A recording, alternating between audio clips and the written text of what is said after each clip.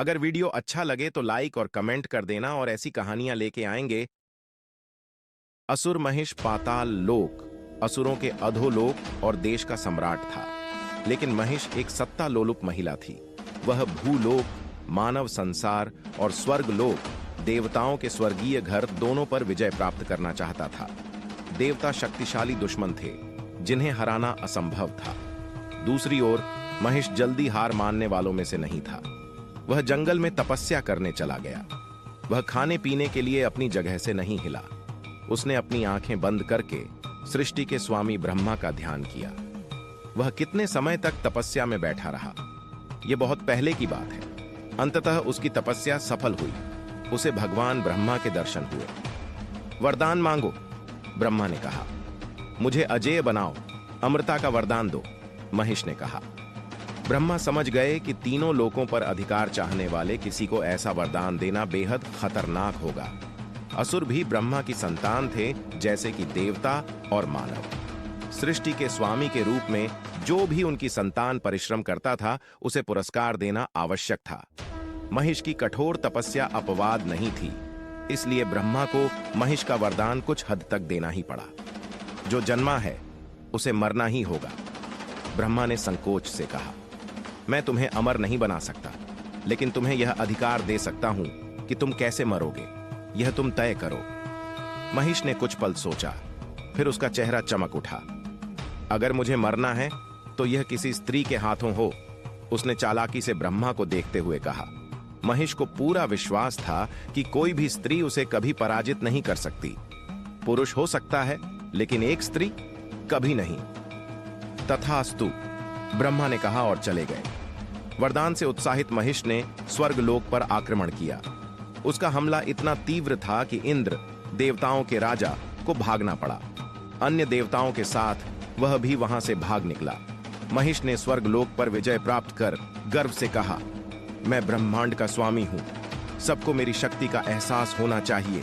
मैं उन्हें उनकी अंतिम सांस के लिए गिड़गिड़ाने पर मजबूर कर दूंगा। उसने अपनी विशाल शक्तियों का प्रयोग करके चंद्रमा, सूर्य और हवाओं के मार्ग बदल दिए, जिससे पृथ्वी पर हाहाकार मच गया। किसी को पता नहीं था कि सूर्य कब उगेगा या डूबेगा, चंद्रमा आसमान में कब निकलेगा, या पर्याप्त वर्षा होगी या नहीं। पृथ्वी की निराशा की चीखों से देवता चिंतित हो गए। इंद्र ब्रह्मा के पास पहुंचे, जो उस समय शिव और विष्णु के साथ बैठक कर रहे थे। जब सृष्टि के देवता ब्रह्मा, संरक्षण के देवता विष्णु और विनाश के देवता शिव को महिष के अत्याचारों का पता चला, तो उनके मन में केवल एक ही विचार आया, महिष को रोका जाना चाहिए। उन्हें समझ में आ गया कि महिष केवल एक स्त्री के हाथों मारा जा सकता है। उन्हें एक ऐसी स्त्री की आवश्यकता थी जो महिष को पराजित कर सके। विष्णु, शिव और ब्रह्मा और वहां उपस्थित अन्य देवताओं ने अपनी शक्तियों से एक प्रकाश उत्पन्न किया। ये सभी प्रकाश एकत्रित होकर एक दिव्य महिला का रूप धारण कर लिया। उसका नाम दुर्गा रखा गया, जिसका अर्थ है अजेय। शिव ने दुर्गा मां को त्रिशूल, 3 धार वाला हथियार दिया। अन्य देवताओं ने भी उन्हें अपने विशेष हथियार प्रदान किए। विष्णु ने उन्हें चक्र दिया, इंद्र ने उन्हें वज्र प्रदान किया। दुर्गा एक शक्तिशाली सिंह पर सवार थीं, जो अब शस्त्रों से लैस था। वह अपने भाग्य को पूरा करने के लिए आगे बढ़ी। उनके कानों में जय दुर्गा के नारे गूंज रहे थे। दुर्गा महिष को दंड देने के लिए सिंह पर सवार होकर तेजी से बढ़ी। पृथ्वी कांप उठी, पानी खौलने लगा और पहाड़ों से विशाल चट्टानें टूटकर नीचे गिरने लगीं। महिष ने अनहोनी को महसूस करते हुए अपना हथियार उठाया और महल से बाहर दौड़ा। कौन आ रहा है? कौन आ रहा है? उसने चिल्लाया। एक भयंकर योद्धा, सिंह पर सवार, आग उगलती हुई। एक गार्ड ने डर से दूर इशारा करते हुए कहा, आग उगलती हुई। महिष चौंक गया।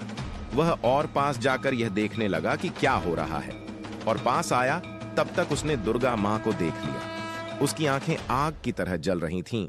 उनके पीछे काले बाल बादल की तरह लहरा रहे थे। एक स्त्री, महिष ने चिल्लाया। वह एक स्त्री है।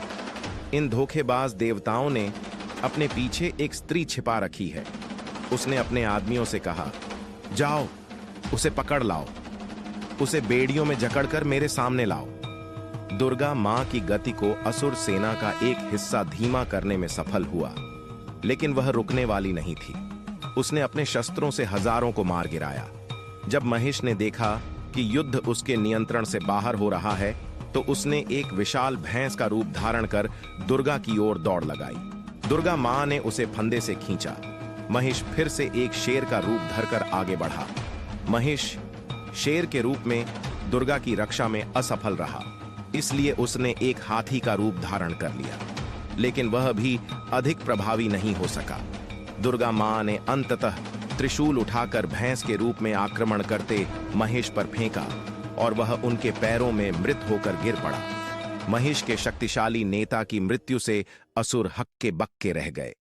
असुर प्रमुख शुंभ ने प्रतिज्ञा ली, मेरे प्रभु महेश, तुम व्यर्थ नहीं मरे हो, एक दिन मैं प्रतिशोध लूंगा। लेकिन फिलहाल सभी असुर वापस पाताल लोक लौट गए, जिससे देवता और पृथ्वी के लोग अत्यधिक प्रसन्न हुए। देवता और मनुष्यों ने दुर्गा मां को श्रद्धांजलि देते हुए अपने हाथ जोड़ लिए। चैनल को सब्सक्राइब जरूर करें, हमें भी इससे मोटिवेशन मिलता है।